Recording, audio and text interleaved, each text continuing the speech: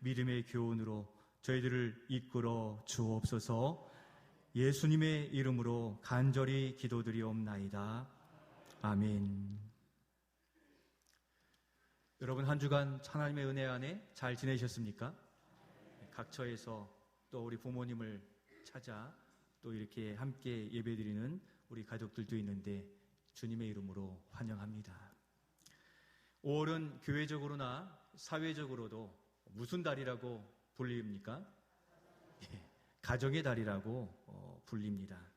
그만큼 가정은 인간의 삶 속에서 또 이 사회에서 중요하다는 것을 의미해 주고 있습니다.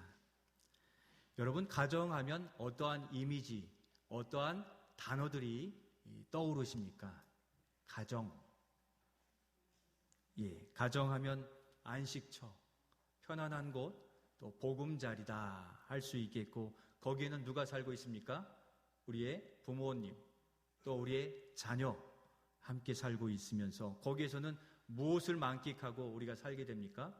웃음도 있고, 기쁨도 있고, 감사도 있고, 섬김도 있고, 맛있는 음식도 그 안에 들어 있습니다.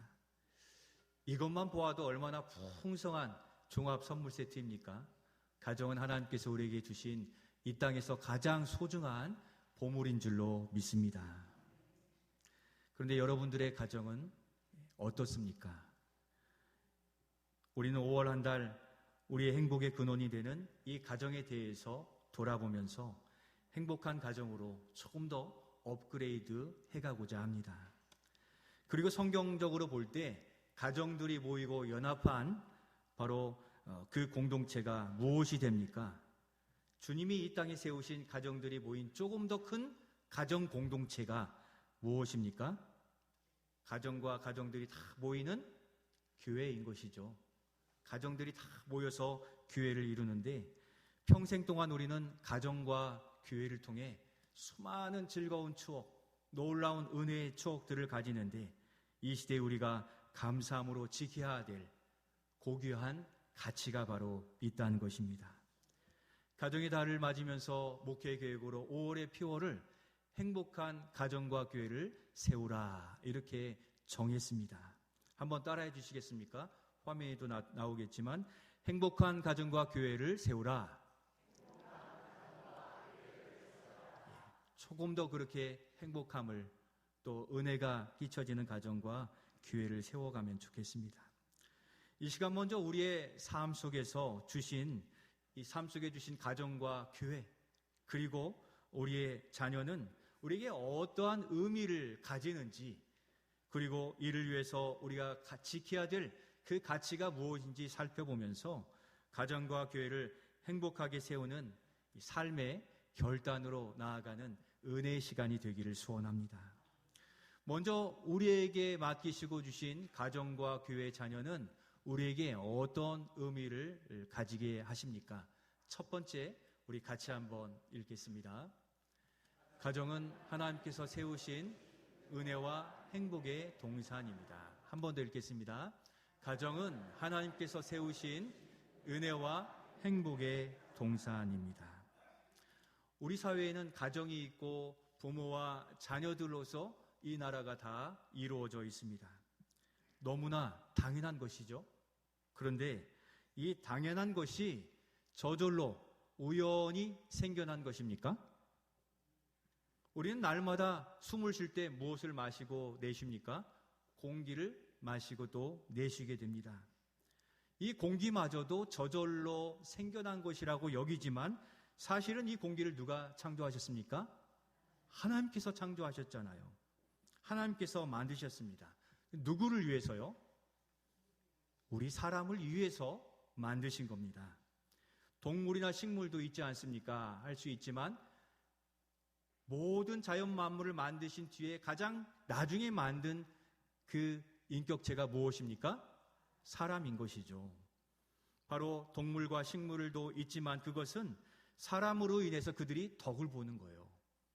그들이 부가적인 이유가 되는 거죠. 그들을 위해서 공기를 만드신 게 아니라 이 인류 하나님이 사랑하신 사람이 살게 하시기 위해 주셨고 그들은 우리 때문에 덕을 보는 그러한 피조물이라는 것입니다.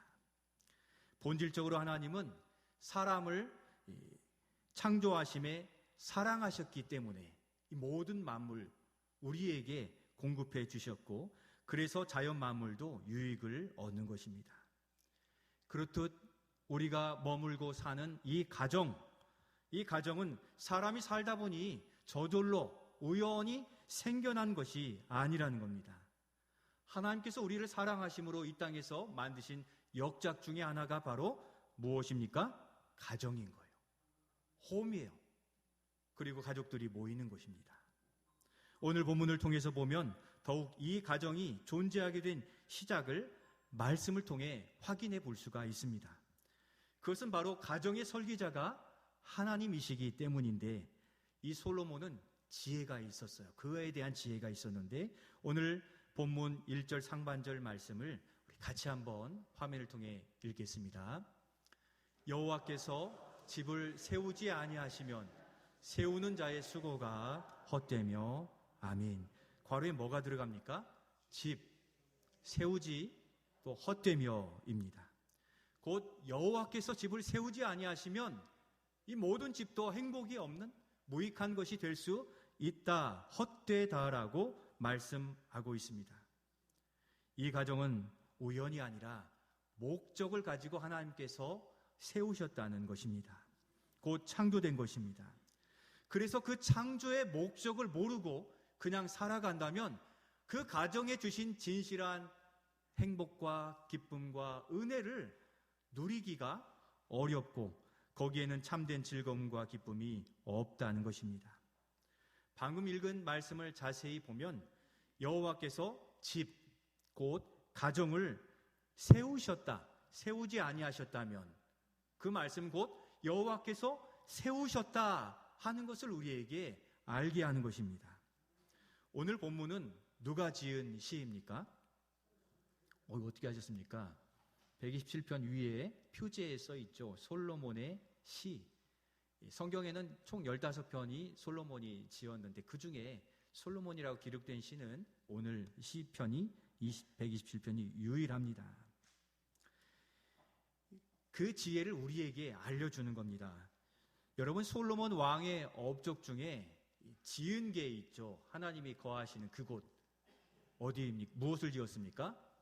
성전을 지었어요. 무려 20년 동안, 손가락 2번을 해야 될 20년 동안 이 성전을 지었습니다. 그래서 이 세우다라는 단어를 사용하는 그 영적인 의미를 솔로몬이 성전 건축하며 깨달은 겁니다. 우리 성전을 건축할 때 몸된 이 수고를 다 하신 우리 성도들이 여기 계시잖아요. 그러니까 이 교회가 내 몸과 같고 주님의 전과 같음이 더 애착이 가게 되고 느껴지게 되는 것입니다. 우리가 여기서 얻을 수 있는 지혜는 세움과 창조의 원천이신 우리 하나님을 바라보는 것입니다. 우리 하나님께서는 태초에 가정을 설계하신 설계자입니다. 그리고 가정을 만드신 건축자예요. 태초에 사람을 만드셨습니다.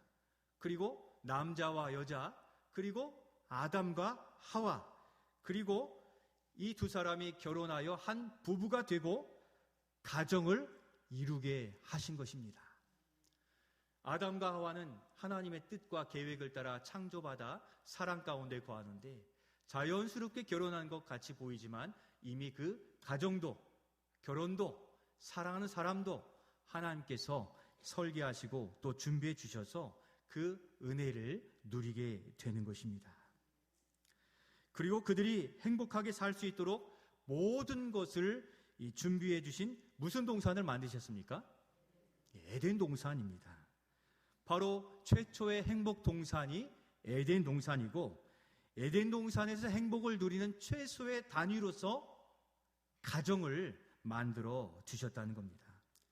그래서 솔로몬이 1절에서 어떻게 고백합니까? 여호와께서 집을 세우지 아니하시면 수고가 헛되다. 단언함은 하나님의 가정의 설계자이시고 또 건축자이심을 그는 아는 지혜를 가졌고 그 지혜로서 가정에 대하여 우리에게 알 수 있는 지혜의 말씀을 전해주고 있는 것입니다. 바로 창조의 질서 가운데 있다는 확실한 지혜가 있었다는 거죠. 그래서 우리는 이 지혜하면 세상의 문제를 풀어내고 이겨내는 그러한 지혜를 생각하지만 그 지혜는 본질적으로 무엇을 왜 주셨냐 하면 하나님을 알아가는 일들에 지혜를 주신 줄로 믿습니다. 예수 그리스도께서 나를 위해 십자가에 달려 죽으신 그 하나님의 지혜를 우리가 깨달아지고 믿어지는 은혜 가운데 구원받은 하나님의 지혜가 부음받은 거죠. 이 땅을 어떻게 창조하셨고 가정을 세우셨는가에 대한 지혜가 우리에게 부어짐으로 우리는 이 세상을 행복에 이 땅의 삶을 만들어가며 살아갈 수 있는 것입니다. 우리가 태어나서 그냥 자라고 있는 것 같지만 이미 인생에게 가장 행복한 동산으로서 하나님께서 우리의 가정을 설계하시고 주셨음을 믿고 살아가실 수 있기를 소원합니다. 이 행복의 지혜를 잃지 마시고 우리에게 주신 가정, 부모와 자녀, 그리고 가정들이 모인 천국 패밀리, 바로 이 교회를 귀히 여기며 살아가는 것, 그것은 지혜 있는 자만이, 지혜를 부음받은 자만이 그렇게 살아갈 수 있다는 겁니다. 우리가 이 시대에 지켜야 할 가치가 가정과 교회인데 이 교회에 대해서는 설립 기념주일에 조금 더 깊이 생각해 살펴보겠습니다. 성도 여러분, 우리가 가정을 쉽게 생각하려는 경향들이 짙어지고 있습니다. 그래서 많은 가정들이 깨어지고 있어요. 우리가 시대에 양보하지 말고 지켜야 할 가치는 가정의 설계자가 하나님이심을, 하나님의 주권을 붙들고 기억하여 살아가야 되는 겁니다. 그리고 하나님께서 우리에게 행복을 주시려고 가정을 세우셨음을 기억하여서 우리의 가정을 세우고 잘 지켜가시기를 예수님의 이름으로 축원드립니다. 그러면 우리가 기억해야 될 행복한 두 번째 가치는 무엇입니까? 이것입니다. 두 번째, 우리 같이 한번 읽겠습니다. 시작. 자녀는 하나님께서 주신 행복의 씨앗이고 열매입니다. 한 번 더 읽겠습니다. 자녀는 하나님께서 주신 행복의 씨앗이고 열매입니다. 바로 그 지켜야 될 가치는 자녀입니다. 어린이 주일이기 때문에 특별히 자녀에 대하여 더욱 말씀드리는데, 이 가정의 자녀는 부모에게 무한한 기쁨과 즐거움과 또 생활의 활력소를 허락해 주는데, 그것이 바로 자녀입니다. 우리는 자녀를 향하여 어떻게 표현합니까? 눈에 넣어도 아프지 않을 자녀예요. 그런데 실제 넣어보면 어떻습니까? 아파요. 애들이 자라면서 기도할 제목은 자꾸 늘고 눈물은 더 많아지는 거 보면 눈에 넣으면 아픈 것이 사실입니다. 그럼에도 불구하고 넣고 싶은 게 이미 들어가 있는 게 우리의 자녀인 것이죠. 우리가 사랑하는 자녀가 없는 가정을 한번 생각해 보시길 바라요. 우리가 사랑하는 부모님이 없는 가정을 생각해 보시기를 바라요. 저도 말씀을 준비하면서 저의 자녀가 없었더라면 이라는 생각을 강요하고 또 그렇게 생각해 보려고 해도 도무지 생각이 나지 않아요. 제 아내와 어떻게 살았는지보다 아이들과 살아온 그 행복이 너무 커서 그것을 제거한다는 것이 도무지 상상이 되지 않더라고요. 왜 그렇습니까? 하나님께서 우리에게 인생의 어려운 인생 중에 행복을 느끼게 하시려고 계획하신 일이요 또 만남이기 때문인 줄로 믿습니다. 우리의 자녀가, 우리의 부모님이 계시지 않았더라면 여러분 인생의 행복의 한 90%는 이미 접어두고 어려운 삶을 살아가야 될 겁니다. 우리가 힘들고 어려우면 누구 품에 안깁니까? 부모님 품이죠. 연세가 많으셔도 부모님께 기도를 부탁하잖아요. 그만큼 부모님은 자녀의 축복의 권한이 있고 자녀는 축복받을 권리가 있어서 거기에서 행복을 누리며 안식하며 살아가는 것, 하나님 우리를 사랑하시기 때문에 우리의 부모님과 자녀를 허락해 주신 줄로 믿습니다. 오늘 돌아가셔서 그 자녀를 안아주시고 부모님을 또 한 번 더 안아주셔서 감사합니다. 한마디면 됩니다. 평소에 하지 못하잖아요. 이러한 때는 하라고 어린이날이 있고 어버이날이 있는 거잖아요. 이런 때 손잡아 주시면서 감사합니다, 사랑합니다, 그렇게 실천해 가실 수 있기를 소원합니다. 오늘 본문 3절의 말씀에서 그것을 자녀가 얼마나 고귀한 존재인지를 더 보여주시는데 3절 말씀을 같이 한번 읽도록 하겠습니다. 3절입니다. 보라, 자식들은 여호와의 기업이요 태의 열매는 아멘. 괄호에 뭐가 들어가 있습니까? 자식들, 기업, 상급입니다. 우리의 자녀는 하나님이 우리에게만 주신 여호와의 기업이요 상급인 것입니다. 아멘이 적은 것은 많이 고생하셨나 보죠? 그럼에도 감격해서 고마워서 그 마음을 표현할 수 없을 만큼 감격하신 줄로 믿겠습니다. 우리가 자녀를 생각만 해도 배부르다고 표현해요. 또 감사하고 고맙죠. 건강하게 자라준 것만도 기쁜 일이죠. 우리에게 허락하신 자녀는 오직 우리에게만 주신 선물이요 기쁨입니다. 그것을 여호와의 기업이요 상급이라 표현하셨습니다. 우리가 우리의 자녀에게 조금 더 생각해 볼 것은 우리에게 맡기신 자녀는 그냥 단순한 한 생명이 아니라 기업이라는 것입니다. 그러니까 거기에는 무한한 가능성을 가지고 있다는 것입니다. 하나님께서 세우신 기업이라 함은 거기에 무엇이 들어있다는 것을 의미합니까? 하나님의 나라가 들어가 있다는 겁니다. 따라해 주시죠. 하나님의 나라. 하나님의 나라는 어떤 특징이 있습니까? 겨자씨를 생각하시면 돼요. 겨자씨는 어떤 특징이 있습니까? 자라는 특징이 있죠. 눈곱만큼 이 작은 씨앗이 자라서 새들이 와서 깃들고 동물이 와서 그늘에 쉼을 쉬고 그들의 기대어 평안과 쉼을 누리게 할 만큼 자라나는 특징, 하나님 나라가 그 안에 자라난다는 것입니다. 어떻습니까? 우리 자녀에게서 하나님 나라의 꿈과 미래를 바라보시는 비전, 안목이 있어지시기를 소원합니다. 흔히들 싹을 보면 안다고 하죠. 그러나 믿음 안에서는요, 그 싹이 변화되고 성장하고 바뀌게 되니까 여러분 낙심하지 마시고 그를 위해 물을 주십시오. 그 기도가 무엇입니까? 사랑의 기도이고 또 사랑의 응원인 것이에요.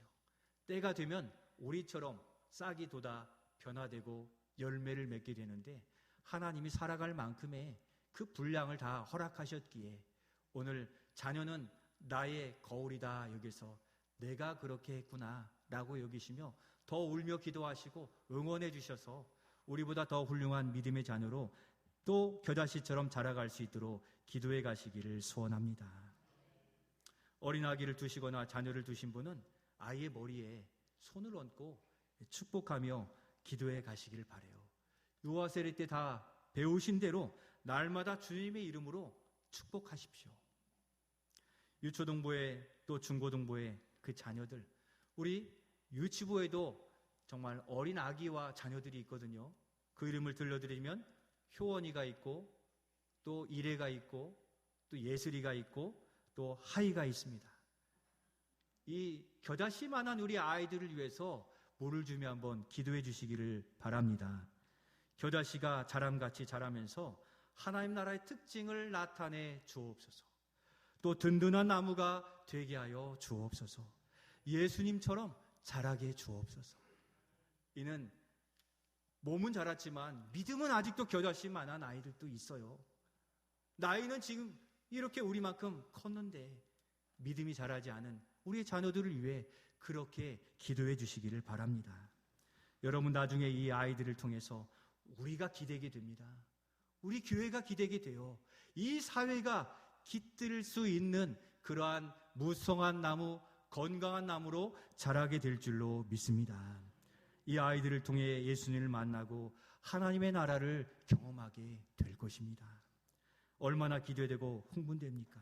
이 아이가 세상의 든든한 나무가 될 것을 주님은 의도하시고 우리에게 맡기신 겁니다. 그러면서 예수님은 우리들을 바라보며 지혜를 가지라고 말씀하시죠. 어린아이와 같이 되라. 무슨 말씀입니까? 누가복음에 있는 이 말씀을 통해서 이런 자가 되라고 하셨는데 어떻게 하라고 하셨는지 누가복음 18장 16절 말씀 같이 읽겠습니다.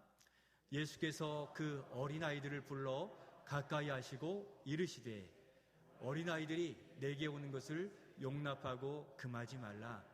하나님 나라가 이런 자의 것이니라. 아멘. 예수님은 어린아이들을 오라 하시면서 사랑해 주시고 안수해 주셨습니다. 그리고 이 아이들을 통해 부모된 자들에게 교훈하시는 바가 있죠. 무엇입니까? 하나님 나라가 이런 자의 것이니라. 또 마태복음에서는 이런 자가 하나님 나라에 들어갈 수 있다라고 말씀하십니다. 하나님 나라의 행복을 누리려면 너희가 키우는 자녀의 모습을 닮아가라. 그 어린아이의 모습을 잃지 말라라고 우리에게 교훈해 주시는 겁니다. 어린아이의 특징에는 어떤 특징이 있습니까? 우리 부모님의 말씀을 100% 믿고 따르고 순종한다는 특징이 있습니다. 계산적이지 않고 순종해요. 그래서 우리가 죽을 써놓고 소금을 막 넣어놓고도 많이 달아, 한번 먹어봐. 그냥 먹습니다. 왜요? 믿기 때문이죠. 그러한 어린아이의 순종하는 믿음으로 일생을 살아가고 그 순도 높은 순종을 잃지 말라고 하는 거예요.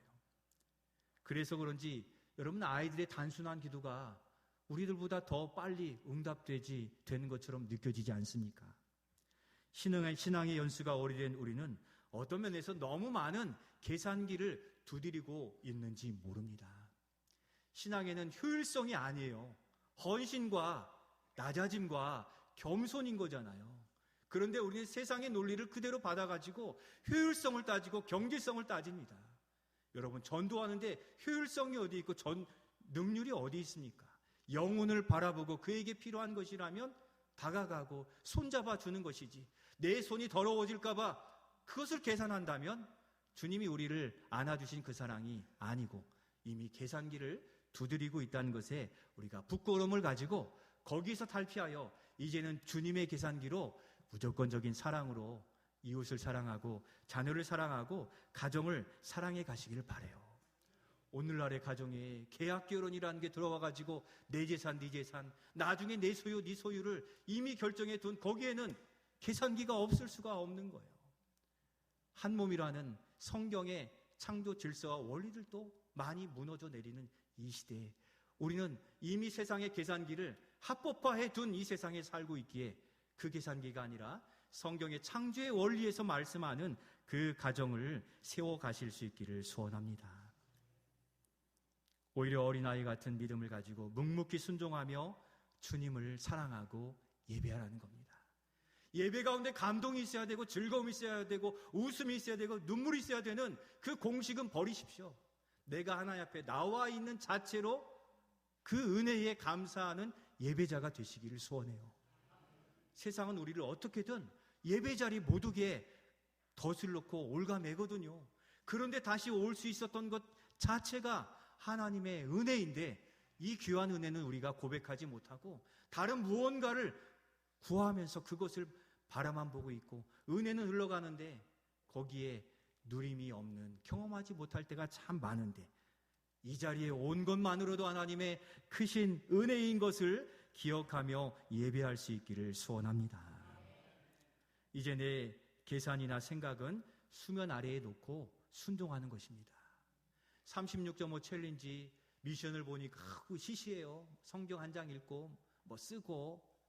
그렇지만 그 하나하나를 행함으로 목사님 한 달 동안 하면서 제 영적인 습관이 바뀌었고 주님과 함께한 시간이 늘어서 감사합니다라고 고백한 성도들이 많이 계세요. 반대로 생각해보면 36.5 챌린지 매일의 미션이 간단해서 안 한다고 해서 그에 상응하는 더 영적인 생활을 만들어 가고 있습니까? 그렇지 않은 거예요. 우리가 그 삶에 순종하고 또 거기에 사명에 헌신할 때 우리는 세상에서 빼앗아가는 시간을 확보하는 자리가 있다는 이 우리를 살리는 지혜를 깊이 깨닫고 교회가 제공해드리는 공예배의 시간들, 또 사명들, 또 36년 챌린지와 같은 작은 이벤트들에 동참하셔서 주님과 함께하는 그 많은 시간들, 임마누엘 주님을 경험하는 영적 생활을 지속적으로 만들어 가시는 우리 모두가 되시기를 소원합니다. 그것을 행하는 순간은 누구와 함께 있는 겁니까? 예수님과 함께 하는 거예요.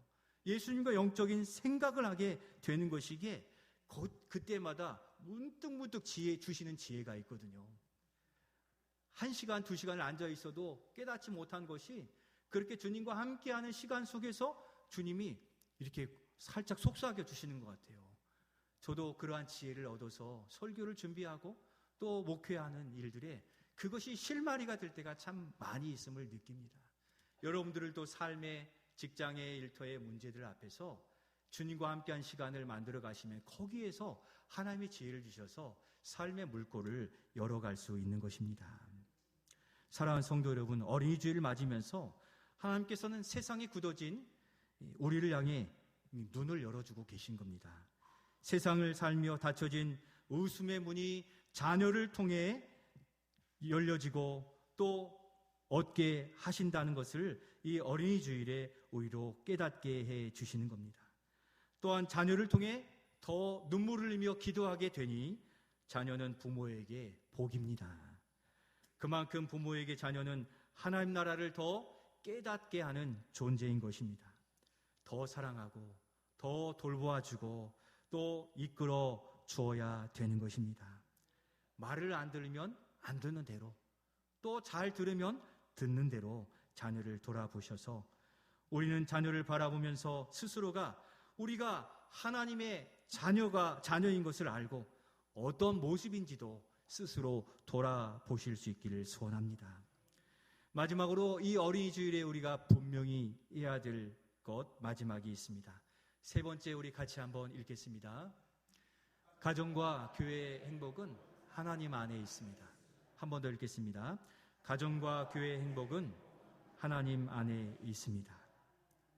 이렇게 귀한 교회와 가정, 자녀를 어떻게 세우고 지켜가야 되겠습니까? 많은 사람들이 이 가정의 행복을 만들고 지켜가기 위해 돈을 버는 게 정답이라고 여기면서 살아가고 있는지 모릅니다. 거기에 전력을 다해 수십 년을 살아왔는데 어떻게 되었습니까? 많은 경우에 실패를 경험하게 되는 일들을 많이 보게 됩니다. 우리는 하나님의 창조의 질서에서 답을 찾게 되는데 오늘 1절 하반절과 2절 상반절 말씀 같이 한 번 더 읽겠습니다. 여호와께서 성을 지키지 아니하시면 파수꾼에 깨어있음이 헛되도다. 너희가 일찍이 일어나고 늦게 누우며 수고의 떡을 먹음이 헛되도다. 아멘. 괄호에 뭐가 들어갑니까? 여호와께서 지키지 아니하시면 헛되도다입니다. 가정과 교회의 행복은 하나님께 달려있기 때문입니다. 하나님께서는 우리를 사랑과 은혜로 자녀 삼아 주셨는데 여기에 가정을 세우는 비결이 있다는 것입니다. 가정과 교회의 생명력은 여러분 무엇입니까? 재물입니까? 재능입니까? 그런 것이 아니라 바로 하나님의 사랑과 은혜가 바로 가정과 교회의 생명력인 줄로 믿습니다. 우리 가정에 하나님의 은혜가 흐르도록 하나님을 잘 섬겨야 됩니다. 그리고 시대가 변화해도 잘 가르치고 또 잘 배워야 합니다. 무엇을요? 우리의 가정을 세우신 하나님의 창조의 질서를 잘 배우고 잘 가르쳐야 되는 겁니다. 여러분, 가정은 누가 이루는 겁니까? 남자와 여자입니다. 이게 바로 창조의 질서예요. 그렇지 않으면 인류는 번성할 수 없고 존속할 수가 없으니 이것이 바로 하나님의 지혜요 창조의 질서입니다. 남자와 남자, 여자와 여자가 결혼하면 인류는 소멸하게 되는 거예요. 아이를 낳지 않는다는 생각은 하나님의 창조의 질서를 거스르는 이 시대적인 철학일 뿐 성경은 결코 그렇게 말씀하지 않으신다는 겁니다. 인류의 행복의 질서와 비결로서 어떻게 말씀하십니까? 창세기 1장 28절 말씀을 우리 같이 한번 읽도록 하겠습니다. 하나님이 그들에게 복을 주시며 하나님이 그들에게 이르시되 생육하고 번성하여 땅에 충만하라. 땅을 정복하라. 바다의 물고기와 하늘의 새와 땅에 움직이는 모든 생물을 다스리라 하시니라. 아멘. 이 말씀을 네 글자로 줄여보면 행복 명령이요, 행복 사명이는 인류를 위한 하나님의 계획인 것이죠. 생육하여 잘 살고 번성하여 충만하고 정복하여 다스리는 행복을 우리에게 허락해 주셨고 설계해 주신 겁니다. 그런데 오늘 우리의 시대는 번성하고 충만하라는 이 명령과 사명에 응답하려 하지 않습니다. 왜 그렇습니까? 시대적으로 불안하기 때문이에요. 또 내가 먼저 행복해야 된다는 그러한 철학 때문인 것이죠. 그러나 행복은 함께 만들어 가도록 만들어 주셨습니다. 우리가 가지는 원죄로 인해서 출생의 고통을 겪으면서도 우리는 사랑하는 아들과 딸을 통해서 웃고 기뻐하잖아요. 하나님의 행복의 질서는 여전히 지켜져 가고 있는 겁니다. 그게 죄로 인해 타락한 우리임에도 우리에게 주신 은혜요, 또 행복입니다. 이게 우리 사회여야 되고 이게 우리 교회여야 되는데, 이를 위해서 우리 교회가, 이 지혜를 아는 교회가 더욱 기도해야만 되는 것입니다.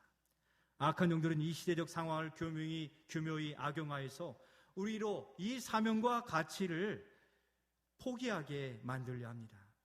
여러분, 사랑하고 결혼하기를 포기하지 마시기 바랍니다. 여러분들의 잘못이 아니에요.